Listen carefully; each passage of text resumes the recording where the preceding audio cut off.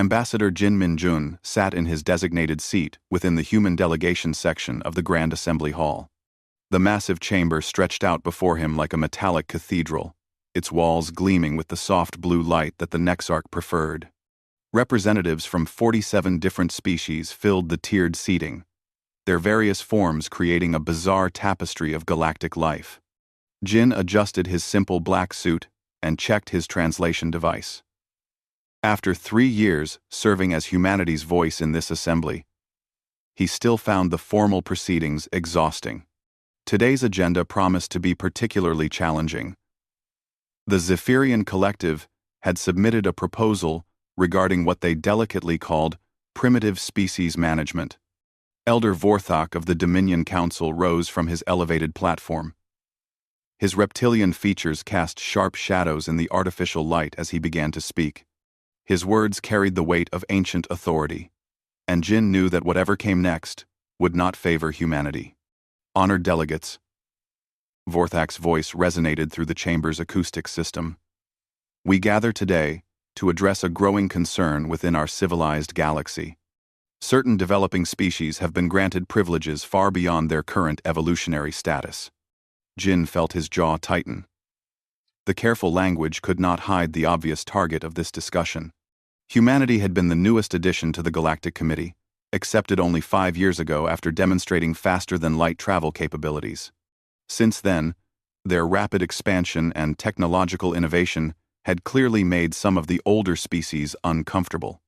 The species in question, Vorthok continued, displays concerning emotional instability and unpredictable behavior patterns. Their rapid expansion into unclaimed sectors shows a dangerous disregard for proper galactic protocols. Murmurs of agreement rippled through several delegation sections. Jin noticed the Corithian Trade Federation representatives nodding enthusiastically. It seemed they had forgotten how human medical innovations had saved millions of their people during the Corithian plague just 2 years ago. Nexarch Sylvonis, the Assembly's permanent chair, gestured for order. Her crystalline form caught and refracted the chamber's light as she spoke. The floor recognizes the Zephyrian proposal for new restrictions on developing species access to hyperspace lanes and colonization rights. Jin raised his hand, following proper protocol. Chair Sylvonis, the human delegation requests permission to respond to these accusations. Sylvonis barely glanced in his direction. The chair does not recognize primitive species during advanced policy discussions. Such matters are beyond their scope of understanding. On. The casual dismissal hit Jin like a physical blow. Around him, his fellow human delegates shifted uncomfortably in their seats. Dr. Sarah Kim, the delegation's chief scientist, placed a restraining hand on Jin's arm as he started to rise again. The proposal before us, continued the Zephyrian representative, would limit hyperspace access for developing species to supervised commercial routes only. Additionally, all colonization efforts by such species would require advance approval from this assembly. Jin's mind raced through the implications. 3 human colonies had already been established in the affected systems. Families had built homes there. Children had been born on those worlds. The Zephyrians were essentially demanding that humans abandon everything they had worked for. Furthermore, Vorthok added with what might have been satisfaction, immediate implementation would require evacuation of unauthorized settlements in sectors 7, 12, and 15. That was the final insult. Jin knew those sectors well. Sector 7 contained New Geneva, where his own sister lived with her family.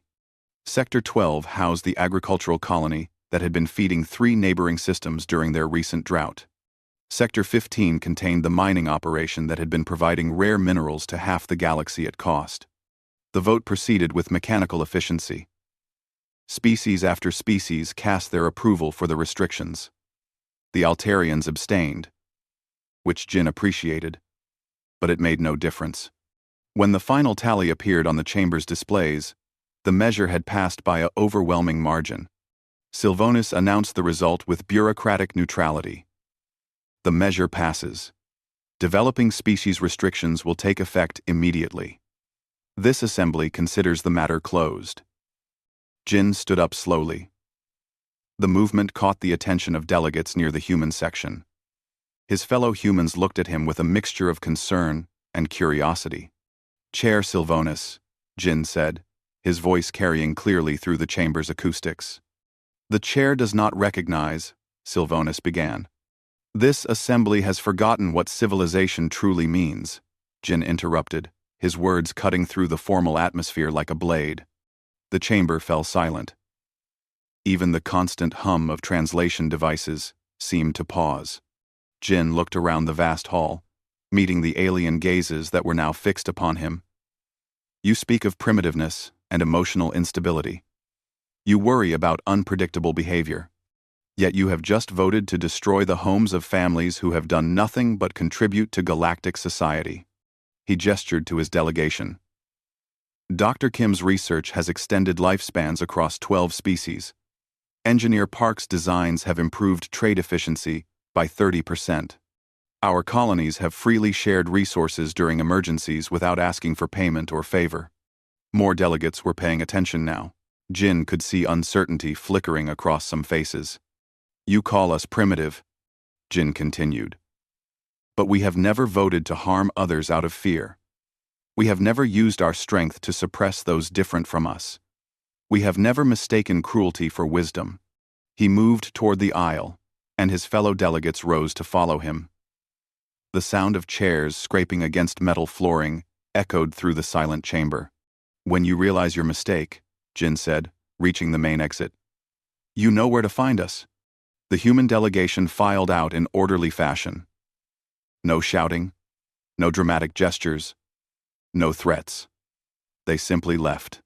Behind them, the Grand Assembly Hall remained frozen in shocked silence. Some delegates exchanged nervous glances. Others seemed puzzled by the lack of begging or pleading they had expected. Nexarch Sylvanis finally found her voice. "This assembly will continue with normal business. The primitive species departure changes nothing." But as Jin Min-jun led his people through the corridors of Nexus Prime toward their waiting transport, he knew that everything had already changed. The question was whether the galaxy would realize it before it was too late. The human ships departed the station without fanfare, disappearing into hyperspace with the same quiet dignity their delegates had shown in the assembly hall.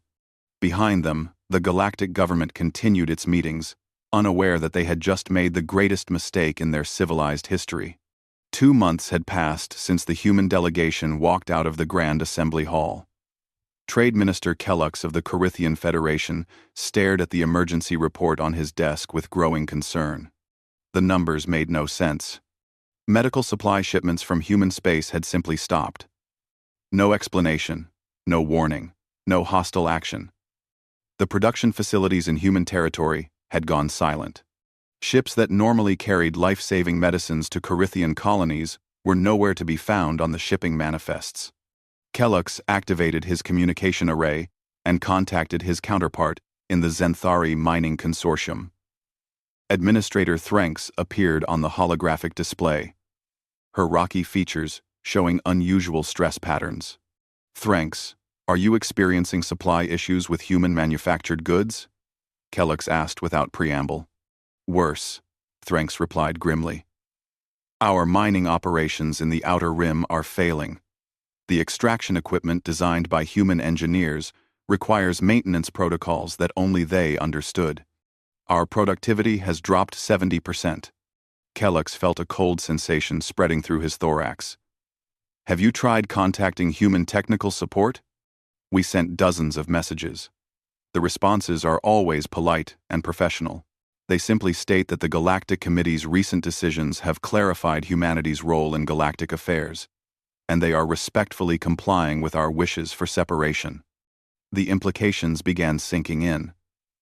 Kellux pulled up shipping records from the past 60 days. Human cargo vessels had vanished from the major trade routes. Human passenger liners no longer stopped at alien worlds. End quote. Even human tourists had disappeared from the galaxy's vacation destinations. Emergency session lights flashed in Kellux's office. Nexarch Sylvanus was calling for an immediate assembly meeting. Within hours, representatives from across the galaxy gathered in the same hall where humanity had made their dignified exit. The atmosphere was noticeably different. Instead of the confident authority that usually filled the chamber, nervous energy crackled through the assembled delegates. Several species that had enthusiastically supported the restrictions on humanity now appeared deeply uncomfortable. This emergency session addresses the current disruption in galactic trade and services, Sylvanus announced. Several member species have reported unexpected supply shortages and technical difficulties. Dr. Ilara Voss of the Altarian Research Consortium rose from her seat. Unlike many in the chamber, she had worked closely with human scientists for years. Her blue-tinted skin showed signs of stress as she spoke. Honored Chair, I must report that the Altarian Medical Research Division has lost access to critical data and collaborative projects. Human researchers were integral partners in developing treatments for 17 different diseases. Without their participation, our progress has effectively stopped. Murmurs of concern rippled through the assembly. The Altarians were known for their advanced medical knowledge. If they were struggling, the implications reached far beyond simple trade disruptions. Minister Kellux stood to address the chamber. The Corithian Federation faces a critical shortage of medical supplies previously manufactured in human space. Our outlying colonies have less than 2 weeks of emergency medications remaining. The murmurs grew louder. Administrator Thranks added her voice to the growing list of concerns. Zenthari mining operations require immediate technical assistance. Equipment failures are cascading throughout our production networks. Vorthak of the Dominion Council shifted uncomfortably in his seat. The elderly reptilian had been one of the strongest supporters of restrictions on humanity. Now his own species was discovering problems they had not anticipated. Perhaps, Vorthak suggested carefully, we should consider reaching out to human leadership to discuss temporary technical assistance agreements. Sylvanus activated the communication systems and attempted to establish contact with human space. The response came quickly, routed through what appeared to be an automated system. The Human Coalition acknowledges the Galactic Committee's communication, came the pleasant, neutral voice. Please be aware that recent committee decisions have clarified humanity's status as a developing species requiring supervision. In compliance with galactic law, we have restricted our activities to approved sectors and suspended unauthorized interactions with advanced civilizations. The chamber fell silent. The humans were throwing the committee's own words back at them with polite precision. We demand immediate restoration of previous trade agreements, Sylvanus declared, with failing authority. The Human Coalition respects the Galactic Committee's sovereign right to determine their own policies, came the response. We continue to operate within the guidelines you have established for developing species. Dr. Voss stood again, her voice carrying a note of desperation. Our medical research cannot continue without human collaboration. Lives are at stake. The communication channel remained open, but no response came. After several minutes, a different voice spoke. It was Jin Min-jun, though he was not identified. The Human Coalition continues to provide humanitarian assistance to civilian populations in need, the voice said carefully. However, all official interactions must comply with current galactic regulations regarding developing species. The meaning was clear. Humans would help save lives, but they would not restore the comfortable arrangement where their contributions were taken for granted while their status remained diminished. Reports began flooding in from across the galaxy. The hegemony and the consortium had begun a border dispute that previously would have been mediated by human diplomats. Without that stabilizing influence, tensions were escalating toward armed conflict. Food shipments from human agricultural colonies had stopped reaching worlds that depended on them. Entertainment networks missed the human programming that had become surprisingly popular. Even luxury goods produced by human artisans were no longer available. Most disturbing were the reports from frontier regions. Human colonies in those areas had become isolated islands of stability, while neighboring alien settlements struggled with problems that human technical expertise had quietly prevented for years. The Galactic Committee was discovering a humbling truth. Humanity had not simply been participants in galactic civilization. They had become essential infrastructure. Their removal created cascading failures throughout the complex systems that kept the galaxy functioning smoothly. As the emergency session dragged on, delegate after delegate reported new problems caused by humanity's absence.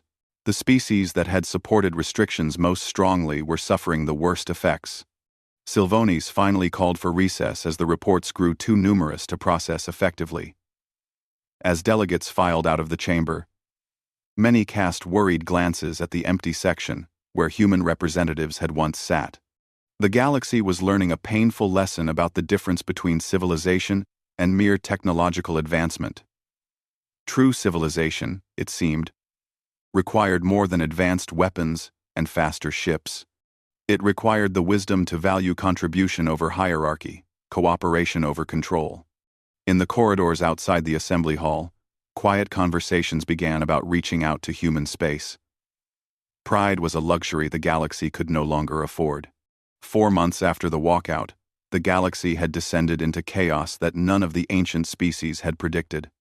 Commander Sarah Chen stood on the observation deck of the human colony ship Times New Horizon *, watching emergency broadcasts from across known space.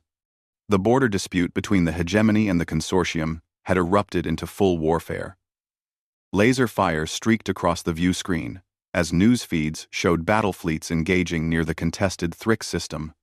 Without human diplomatic intervention, what should have been a simple territorial negotiation had become a shooting war. Sarah's communication officer approached with another urgent message. "Commander, we're receiving distress calls from the Corithian medical stations again. The plague in their outer colonies is spreading faster than their remaining supplies can handle. Do we have the medical synthesis capability to help them?" Sarah asked, though she already knew the answer. "Yes, ma'am. Our facilities can produce enough medicine to stop the outbreak within weeks. But official contact with Corithian government forces would violate the committee's regulations regarding developing species." Sarah nodded grimly. The irony was not lost on her. The same committee that had labeled humanity as too primitive to participate in galactic affairs now desperately needed the very capabilities they had dismissed. Dr. James Park, the colony's chief medical officer, joined the conversation. His Korean heritage connected him to the diplomatic legacy of Jin Min-jun, though he had chosen medicine over politics. "Commander, I've been monitoring the plague data through unofficial channels. Without intervention, we're looking at millions of civilian deaths." "What do you recommend?" Sarah asked. "We provide humanitarian aid directly to civilian populations, Doctor," Park suggested. "No official government contact. No political negotiations. We simply save lives and let the galaxy draw their own conclusions." Within hours, unmarked human medical ships began appearing in Corithian space. They made no contact with military forces or government officials. Instead, they delivered medical supplies directly to hospitals and civilian medical centers before disappearing back into hyperspace. The pattern repeated across the galaxy. Human agricultural ships provided food to starving colonies, while avoiding all contact with their governments. Human engineers quietly repaired critical infrastructure on alien worlds, then vanished before official forces could arrive. News of these humanitarian missions spread through unofficial channels. On the world of Zenthari Prime, Administrator Threnx watched security footage of human engineers working through the night to repair mining equipment that fed half her planet. The humans had left no signatures, no demands for payment, no requests for recognition. Similar reports came from dozens of worlds. Human medical teams had prevented 3 separate plague outbreaks. Human engineers had quietly repaired infrastructure failures that would have left millions without power. Human agricultural experts had provided seed varieties that prevented famine in several systems. But the humans remained officially silent. All attempts to contact them through government channels resulted in the same polite response about complying with committee regulations regarding developing species. Dr. Ilara Voss found herself in an impossible situation. Her research into genetic diseases had ground to a complete halt without human collaboration. Altarian medicine was among the most advanced in the galaxy. Yet they had discovered that human insight into biological systems was irreplaceable. She made a decision that would have shocked her colleagues months earlier. Dr. Voss quietly traveled to human space without government authorization, hoping to speak with her former research partners on an unofficial basis. What she found in human territory surprised her. The colonies had not withdrawn into isolation and stagnation, as many had predicted. Instead, they were thriving. New cities sparkled under alien suns. Advanced technologies were being developed at an accelerated pace, and human civilization was expanding rapidly into previously unexplored regions. More importantly, humans were helping each other with an efficiency and cooperation that put galactic governance to shame. Resources flowed freely between human worlds, based on need rather than political considerations. Scientific discoveries were shared immediately, rather than hoarded for competitive advantage. Dr. Voss met with Dr. Lisa Zhang, her former research partner, in an elegant cafe overlooking New Geneva's harbor. The conversation was awkward at first, given the political circumstances. "We never stopped our research, Doctor," Zhang explained carefully. "We simply focused on problems that affect human populations rather than galactic ones. The techniques we've developed could easily be adapted to help other species, but the committee made their position clear about primitive species providing assistance to advanced civilizations. Lisa, the Altarian Medical Council would never describe your work as primitive," Dr. Voss protested. "But they allowed their government to vote that way." Dr. Zhang replied with gentle firmness. "We're not angry about it, Ilara. We understand political pressure and species pride. But we're also not going to pretend that insults are compliments just to make others comfortable." Through careful conversations, Dr. Voss learned that humanity had not abandoned their galactic perspective. They still monitored events across known space, still developed technologies that could benefit everyone, still maintained their commitment to helping others. They had simply stopped offering that help to governments that had rejected them. The underground network of civilian contacts was growing. Alien scientists, medical professionals, and engineers maintained quiet communication with their human counterparts. Information flowed through these channels while official diplomatic relations remained frozen. Reports reached human leadership about the escalating conflicts between traditional galactic powers. The hegemony and consortium war was spreading to involve other species. Trade networks were collapsing as the complex mediation systems that humans had helped design fell apart without their participation. Jin Min-jun, now serving as elected speaker for the Human Coalition, reviewed these reports with his council in the new capital on New Earth. The decision facing them was profound. They had the power to end the conflicts, restore the trade networks, and solve the medical crises spreading across the galaxy. "The question," Jin said to his assembled advisors, "is whether we return to the old system that didn't value our contributions, or whether we use this opportunity to demonstrate a better way." Dr. Sarah Kim, who had been with him during the original walkout, spoke up. "The galaxy is learning that cooperation isn't weakness, and that dismissing others' contributions has consequences. But they're learning it through their own suffering." "Then perhaps," Jin replied thoughtfully, "it's time to show them that there's another path. Not a return to the old hierarchy, but something genuinely better." The decision would reshape the galaxy's understanding of civilization itself. Humanity's greatest strength had never been their technology or military power. It was their ability to see potential in others and their commitment to building something greater than themselves. The next phase of galactic history was about to begin. 6 months after humanity's departure from the Galactic Committee, the galaxy stood on the edge of complete collapse. Wars raged in 17 sectors. Medical crises had claimed millions of lives, and trade networks that had operated for centuries had finally broken down entirely. Dr. Ilara Voss sat in her private shuttle, approaching the coordinates she had been given for a meeting that could change everything. Beside her sat Administrator Threnks, Minister Kellux, and 3 other representatives who had secretly agreed to this unauthorized mission. They were risking their careers and possibly their freedom by traveling to human space without committee approval. "Are you certain this will work?" Threnks asked nervously as they entered the outer boundaries of human territory. "Nothing is certain anymore," Dr. Voss replied. "But continuing on our current path guarantees disaster." The shuttle was met by a small human escort vessel that guided them to New Geneva Station. As they docked, the alien delegates were struck by the efficiency and quiet confidence of the human personnel. There were no displays of military power, no attempts at intimidation. The humans simply went about their business with the calm assurance of people who knew their own worth. Jin Minjun waited for them in a simple conference room overlooking the planet's green continents. He had aged in the months since the walkout, but his eyes held a wisdom that had not been there before.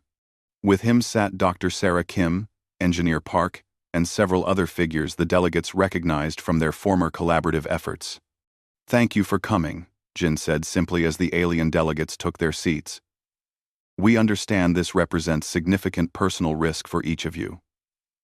Minister Kellux leaned forward anxiously. "Speaker Jin, the Corithian Federation desperately needs to restore our medical supply agreements. Our outer colonies are dying without your assistance." Jin nodded thoughtfully. "We're aware of the situation. Human medical teams have been providing civilian aid where possible, but the scale of the crisis requires more systematic cooperation." "Then you'll agree to restore the old trade relationships?" Threnks asked, hopefully. "No," Jin replied gently but firmly. "The old system was fundamentally broken. We won't return to a structure where our contributions are dismissed and our people are treated as second-class citizens." The alien delegates exchanged worried glances. Dr. Voss spoke up. Jin activated a holographic display showing a detailed proposal that clearly had been under development for months. The Human Coalition suggests the creation of a new galactic cooperative based on equal partnership rather than hierarchical dominance. The display showed a radically different structure from the traditional committee system. Instead of permanent leadership positions held by the oldest species, authority would rotate among all members. Instead of voting based on technological advancement, each species would have equal representation regardless of their development level. "This is impossible," Threnks protested. "How can species with vastly different capabilities have equal authority?" Engineer Park answered. "The same way that humans, with different skills, work together on complex projects. We recognize that diversity of perspective creates better solutions than any single viewpoint, no matter how advanced." Dr. Kim added her own perspective. "During our months of independence, human colonies have developed new technologies precisely because we stopped trying to conform to galactic standards. Innovation comes from different approaches, not identical ones." Jin continued explaining the proposal. The Galactic Cooperative would focus on shared challenges rather than competitive advantages. Medical research would be fully collaborative, with all discoveries shared freely. Trade would be based on mutual benefit rather than exploitative relationships. Conflicts would be resolved through mediation rather than power politics. "You're describing an idealistic fantasy," Minister Kellux objected. "Species naturally compete for resources and territory. Competition drives progress." "Does it?" Dr. Voss asked quietly.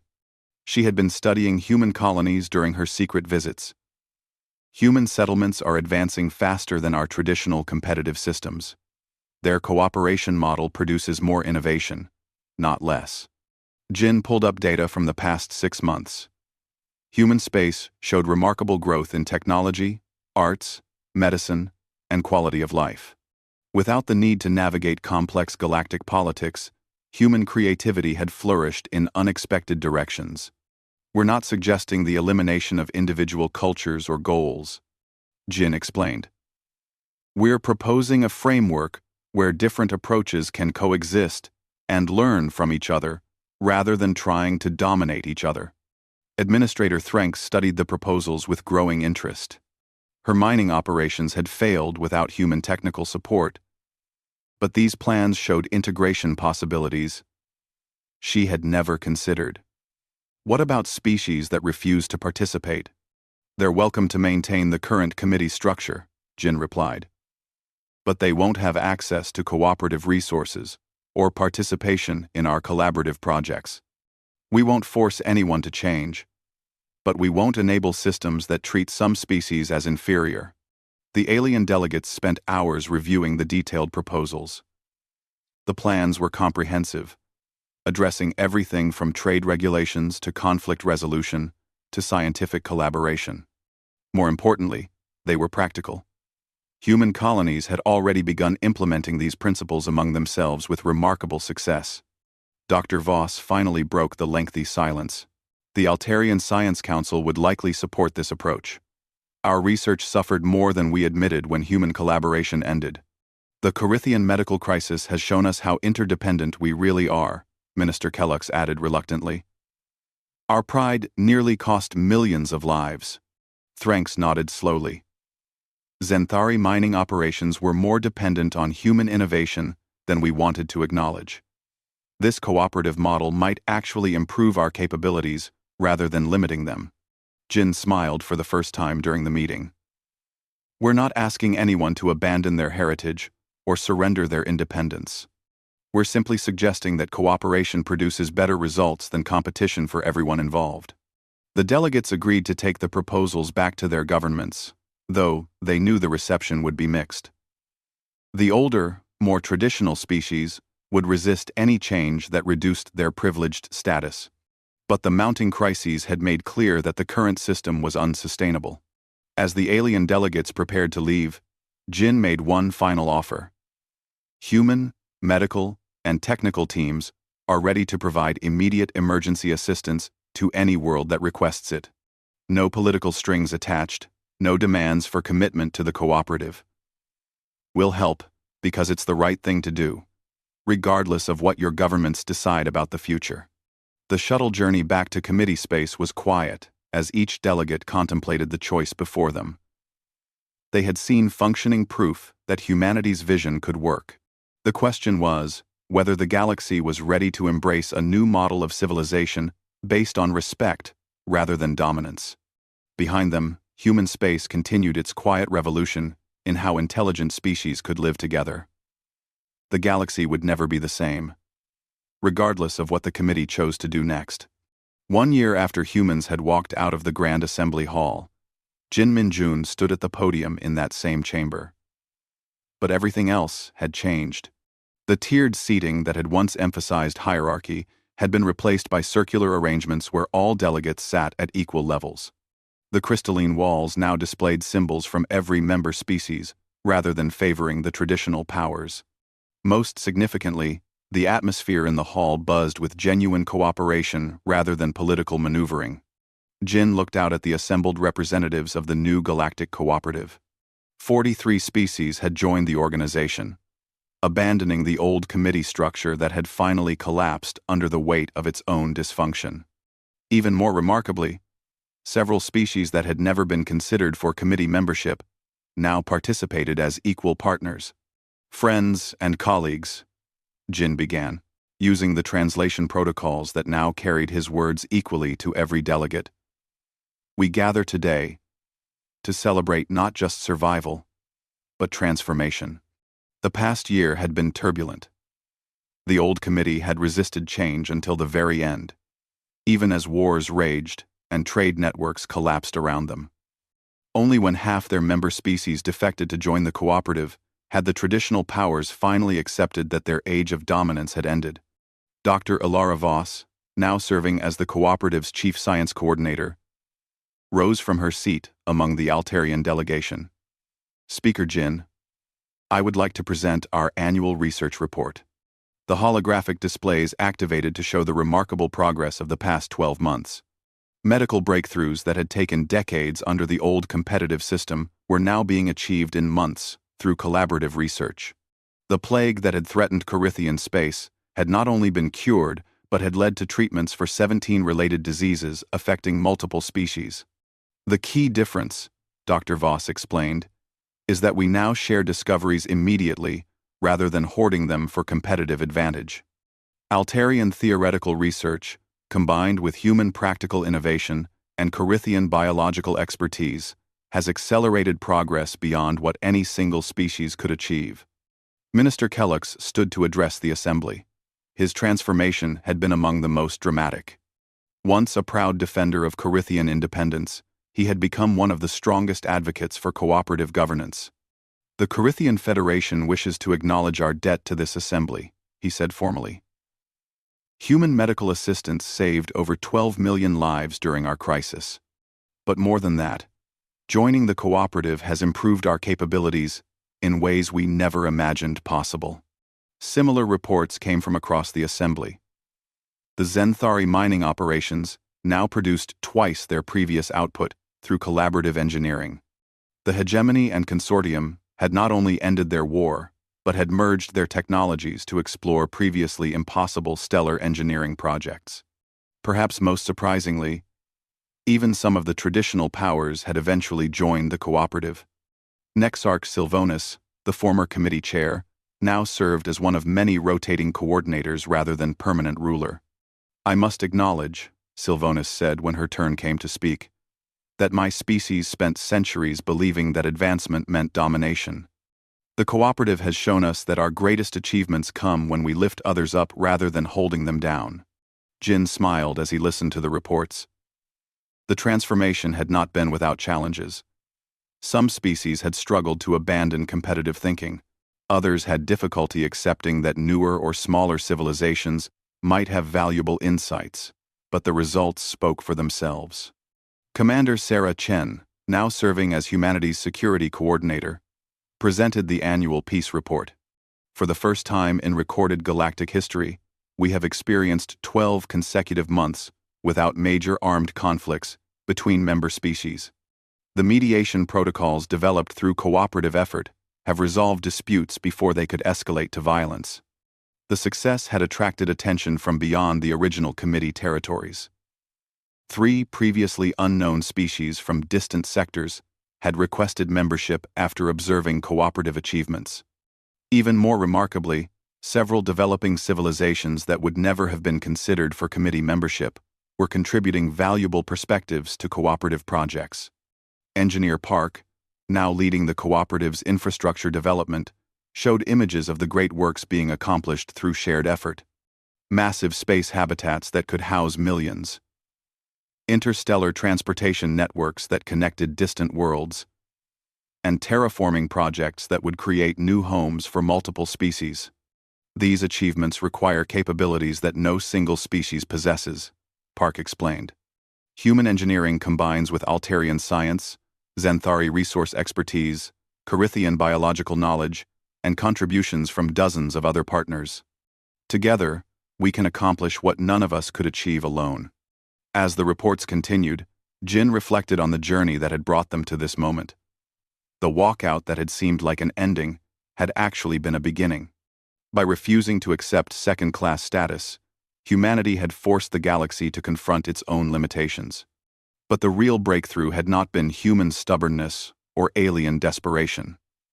It had been the recognition that true civilization measured itself by how it treated others, not by how much power it could accumulate. The assembly moved on to planning for the future. New exploration missions would seek out additional civilizations to invite into the cooperative. Research initiatives would tackle challenges that had seemed impossible under the old competitive system. Most importantly, they would continue refining the principles of cooperation that had made all of this possible. As the session drew to a close, Jin looked around the transformed chamber one final time. In the section where human delegates had once sat in isolation, representatives from a dozen species now worked side by side on shared projects. The old divisions of advanced and primitive, dominant and subordinate, had given way to something far more powerful. "Before we adjourn," Jin said, I want to share a thought that has guided humanity's journey to this point. We never sought to prove that humans were superior to other species. We sought to prove that cooperation is superior to domination, that respect is superior to fear, and that building together is superior to competing apart. The assembly responded with the gesture that had become traditional in the cooperative, not applause, which emphasized individual achievement, but a moment of shared silence that acknowledged their connection to each other and to the greater purpose they served together. As delegates filed out of the chamber, they carried with them the understanding that they had participated in something historic. The galaxy had learned that true strength came not from the ability to impose one's will on others, but from the wisdom to recognize that everyone had something valuable to contribute. Jin remained behind as the chamber emptied, looking up at the symbols representing all the species that had chosen cooperation over competition. His daughter would grow up in this galaxy, where her humanity would be seen as a gift rather than a limitation, where her potential would be measured by her contributions rather than her species' political status. The galaxy had finally learned what civilization really meant, and the future had never looked brighter.